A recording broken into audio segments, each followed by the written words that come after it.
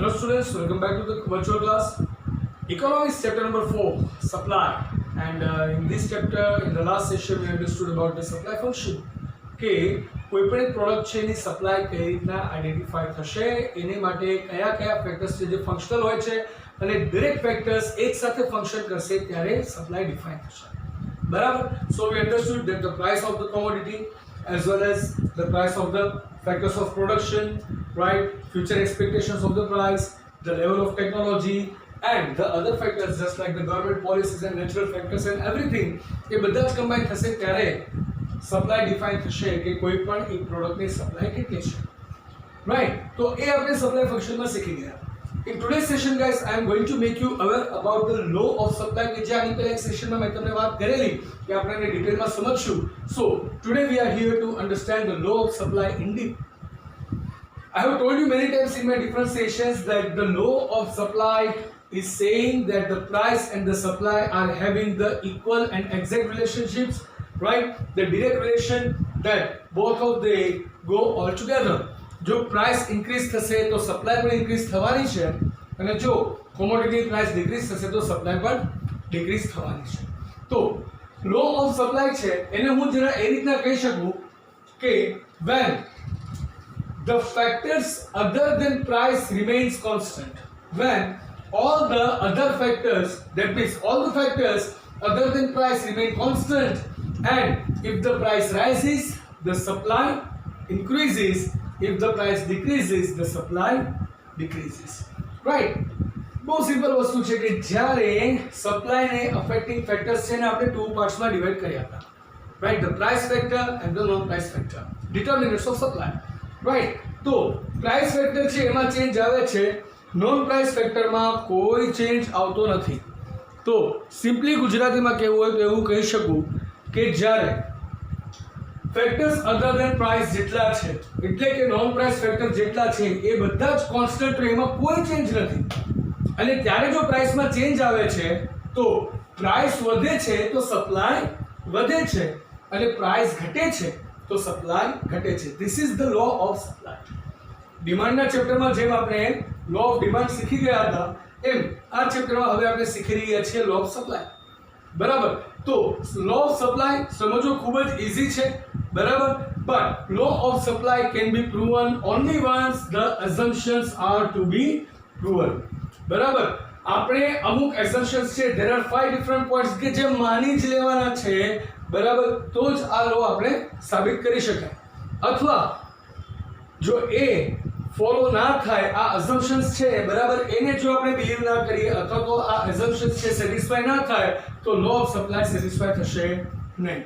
Economics એક એવો subject છે કે જેના અંદર થોડા કન્સેપ્ટ્સ છે, તો એ કન્સેપ્ટમાં પર્ટિક્યુલર ઇન્ડિવિડ્યુઅલ ફેક્ટરની ઇન્ડિવિડ્યુઅલ ઇફેક્ટને આપણે મેઝર કરી શકીએ છીએ, રાઈટ? લો ઓફ ડિમાન્ડની અંદર પણ આપણે જોયું હતું કે માત્ર પ્રાઇસમાં ચેન્જ થાય કારણે ડિમાન્ડમાં શું ચેન્જ આવશે.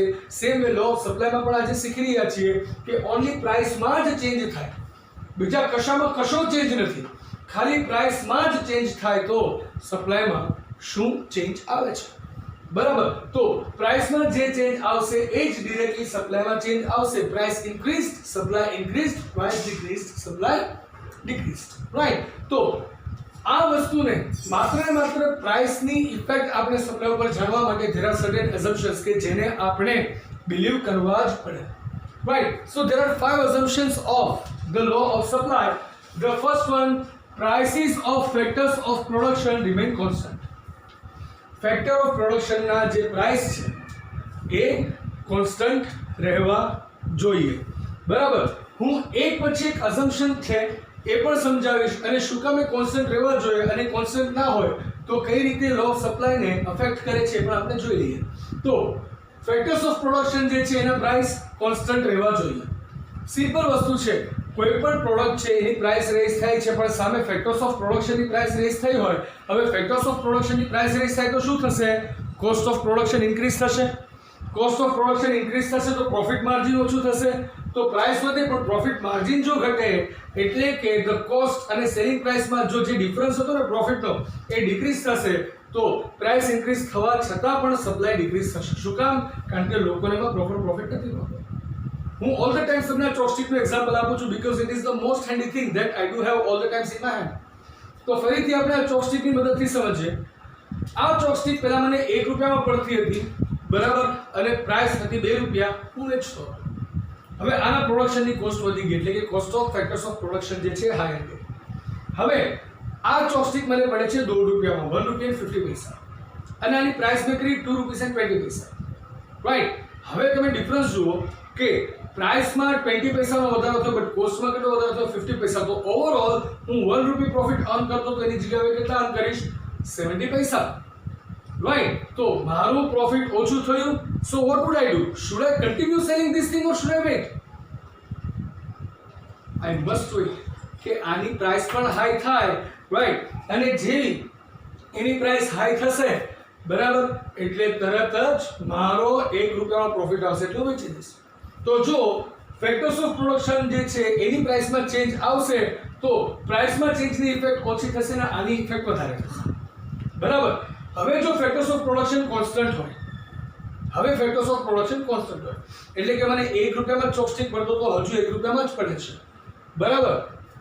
પણ પ્રાઇસ જે છે 2 રૂપિયાથી વધીને 2 રૂપિયા ને 50 પૈસા થઈ. Right. The cost is only 1 rupee, same as it was before, but the price increases from 2 rupee to 2 rupee and 50 paisa. So it increases my profit of 50 paisa. What would I do? I will sell all the chalks I have. Why? Because I am earning 50 paisa extra. That means I am earning 50% profit extra. Right? So the supply is increased. And if the price comes down, right, 1 રૂપી ની અંદર જે cost છે આપણે 2 રૂપીમાં વેચતા તે 1 રૂપી 50 પૈસા જો કદાચ સેલિંગ પ્રાઇસ થઈ ગઈ તો આઈ વુડ વેઇટ કે હજુ ખમો, લેટ ઇટ બી સ્ટોક, પાછળ 2 રૂપિયાની કિંમત હશે ત્યારે વેચી દઈશું. Right. That's why the first assumption the price of factors of production remain constant.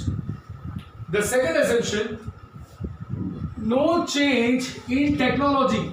ટેકનોલોજીમાં કોઈ ચેન્જ આવતો નથી. As I gave you the example in the yesterday session that જો ટેકનોલોજીમાં ચેન્જ આવશે, બરાબર, તો એને કારણે પણ સપ્લાયમાં ડિફરન્સ આવે.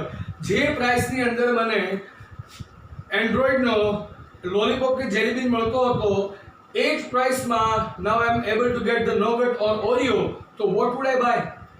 ડિફાઇનેટલી I buy the nougat or Oreo. Why? કારણ કે નવી ટેકનોલોજી છે સેમ પ્રાઇસમાં મળે છે. તો જો ટેકનોલોજી નવી આવી જાય તો પ્રાઇસ વધે કે ઘટે ડઝન્ટ મેટર, સપ્લાયની ઉપર ટેકનોલોજીની ઇફેક્ટ વધારે થશે.